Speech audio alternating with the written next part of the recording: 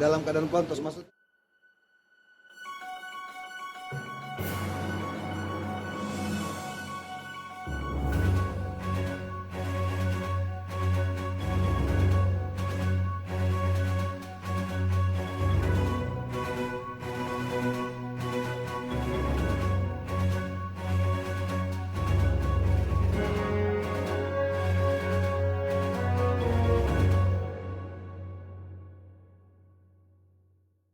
Dapatkan perhatian dari Pak Tito.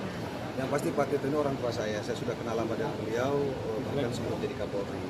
Jadi saya kira saya selaku aparatur mendapatkan atensi yang luar biasa dari Bapak Menteri.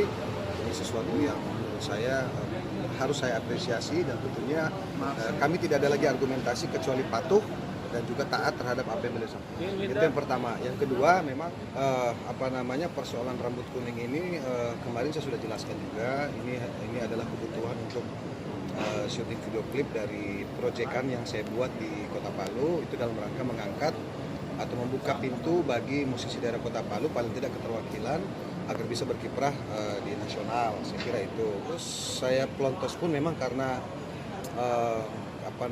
besoknya harus melaksanakan sholat Idul Adha, sehingga memang saya kira tidak etis kalau saya berambut kuning. Saya kira itu yang paling murah. Saya nggak ngerti, saya nggak terlalu paham tentang cat warna ya. Saya cuma bilang waktu itu kebetulan ada salah satu kawan saya di Palu, saya bilang saya pengen tampil beda di video klip ini. Saya bilang gitu kan, kira-kira apa ya? Kan untuk menutupi buncitnya AA itu maksud saya, supaya orang nggak fokus ke buncit, ini fokusnya kemana?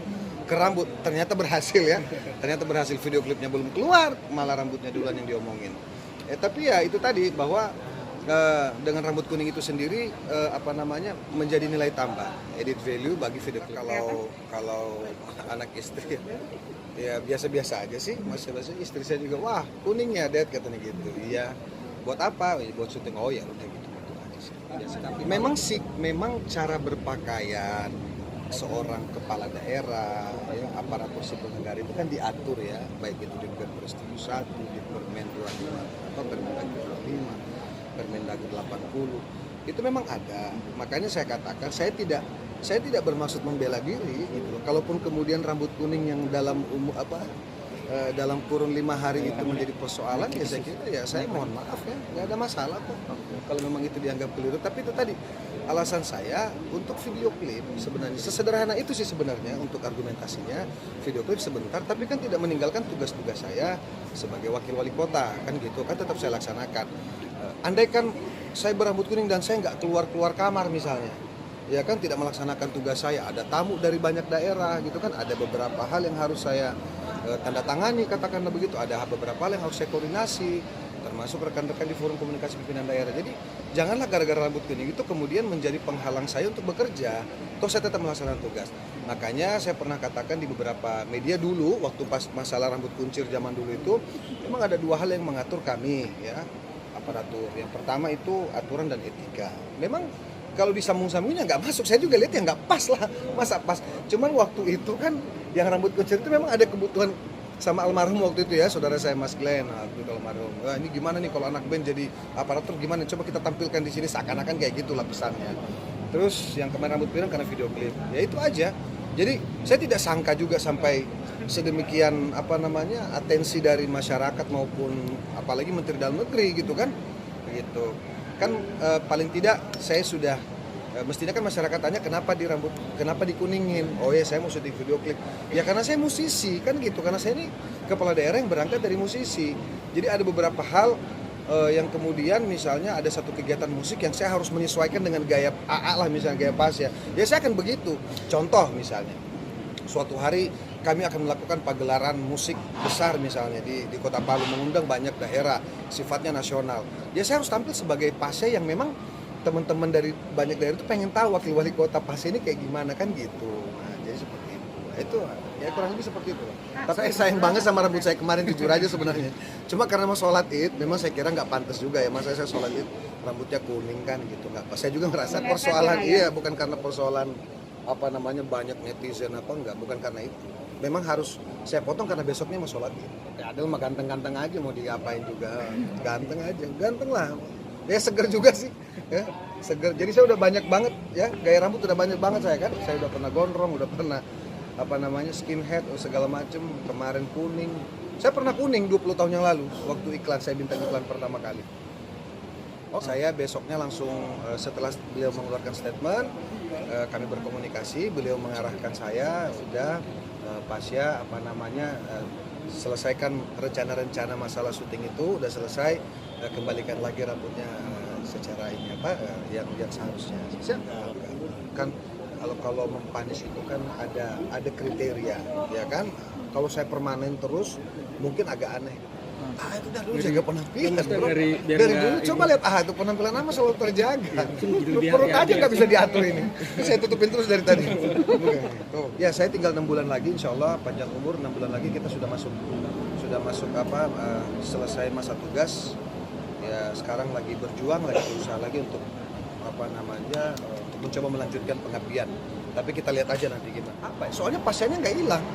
Jadi nggak ada yang aneh kalau menurut saya. Kalau pasien kemudian nggak boleh nyanyi, pasien kemudian nggak boleh konser, pasien kemudian nggak boleh beraktivitas dalam artian tidak boleh ada di dalam dunia yang membesarkan saya, itu yang mungkin saya juga lebih memilih untuk mendingan saya bermusik. Tapi kan dalam menjalankan tugas kami di pemerintahan pun kami kan masih bisa sesekali berkegiatan dengan dunia yang membesarkan saya. Dan saya merasa tidak ada yang hilang sih. Ya kalau persoalan intensitasnya berkurang ya wajar-wajar saja, namanya kita juga lagi berkantor lah, gaya kan. Nah, itu resiko, itu kan sudah resiko yang saya ambil karena saya memilih untuk mengabdi di kampung saya. Ya itu resiko gitu kan. Nah, harus bolak-balik. Jaraknya sebenarnya nggak jauh-jauh banget lah, sama aja kayak ke Medan sebenarnya. 2 jam 10 menit kurang lebih.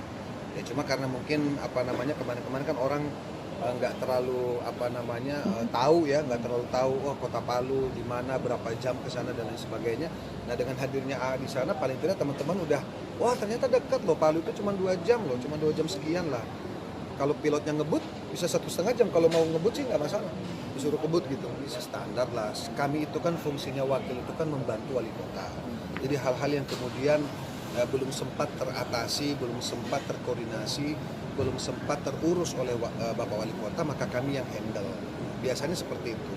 Jadi siapapun dimanapun, mau wakil wali kota, mau wakil bupati, mau wakil gubernur, fungsinya adalah membantu. Nah, membantu ini tentunya kami harus berusaha untuk optimal. Hal-hal yang kemudian bisa ditutupi oleh wakil ya, para wakil kepala daerah yang tidak bisa atau belum sempat dilakukan oleh Bapak dalam hal ini kepala daerah. Masa? Nggak tahu malah. Ya biasalah.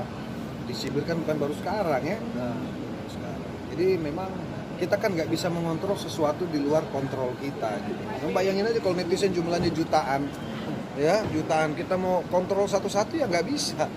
Mau ini, tapi kadang-kadang saya jujur aja saya pernah nanggepin 1-2 netizen yang kemudian memberikan komentar yang menurut saya terlalu tajam, terlalu mengarah kepada fitnah sehingga saya sempat ladenin. Tapi waktu itu bukan persoalan musik, bukan persoalan rambut, persoalan pemerintahan gitu loh.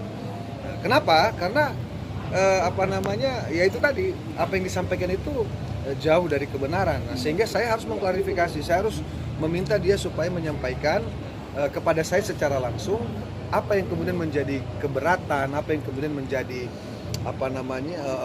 pemikiran dia yang mungkin dianggap kami ini tidak melaksanakan tugas dengan baik. Nah sehingga itulah yang terlalu jauh. Saya kira kita ini hidup ini jangan dibikin ribet ya. Yang pertama netizen ini jelas nggak, maksudnya ini kan kadang-kadang juga banyak akun-akun yang nggak jelas juga. Nah kita ladenin juga capek juga gitu kan. Nah, kalau yang waktu itu saya ladenin itu ya akunnya jelas. Dan kami ketemu saya sampaikan, coba jelaskan sama saya. Dan pada akhirnya mereka memang tidak mampu menjelaskan. Karena begitu kami klarifikasi, ternyata mereka juga minta maaf Pak, ternyata beginilah. Iya, nah itulah makanya saya bilang, jangan media sosial ini kan harus digunakan secara baik, secara positif. Kenapa sih? Kok susah? Ya kalau nggak suka ya minimal diem, kan gitu. Kalau nggak suka ya minimal diem aja gitu loh. Kenapa harus berkoar-koar segala macam kan beda kalau kritisi ya, kalau memang yang profesinya kritikus ya. Kritikus itu kan ada kritikus di bidang politik, kritikus di bidang ekonomi, kritikus di bidang sebutlah kemasyarakatan, kritikus di bidang pemerintahan. Itu memang ada ruangnya. Tapi kalau kemudian menjadi bola liar ini kan tiba-tiba ada orang dari mana antah berantah nggak jelas tiba-tiba menilai kami. Misalnya ada orang dari luar kota Palu menilai kami, kerja kami di kota Palu. Kok bisa menilai? Dasarnya apa? Dasarnya menilai itu apa? Ya kan? Loh, kamu nggak pernah lihat kita di sini kok secara langsung kok tiba-tiba memberikan penilaian. Nah, penilaian juga kemudian nggak ngenakin hati gitu, malah cenderung apa namanya, ya. Jadi ya sudahlah begitu seperti itu. Oke.